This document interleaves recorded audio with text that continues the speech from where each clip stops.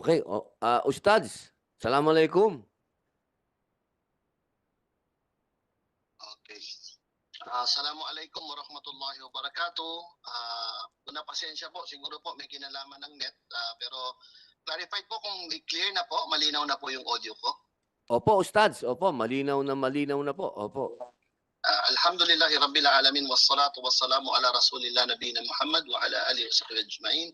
Assalamualaikum at magandang hapon po sa inyong lahat. Maraming salamat sa pag-invite niyo, although medyo mabilis pong short notice po, pero alhamdulillah maraming salamat pa rin po sa tiwala at magandang araw uli sa lahat ng mga respetado nating mga guests dyan at mga senador natin po. Brother Isa Javier po from Davao City sa Mercy Islamic Foundation at Salam Pilipinas.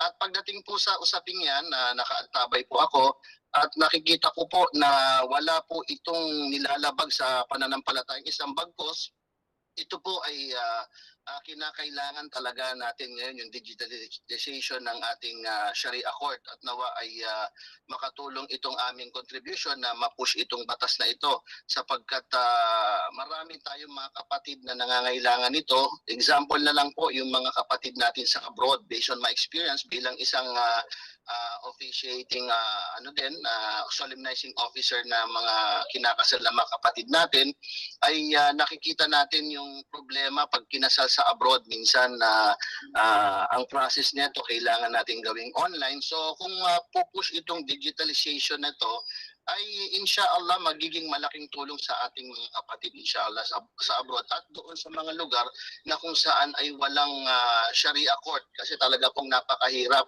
ng malayo sa Sharia court para bumiyahe pa. Yung iba naman ay gumagastos pa ng medyo malaki, hindi dahil doon sa gastusin mismo nung documentation, bagkus doon sa expenses ng pag-travel.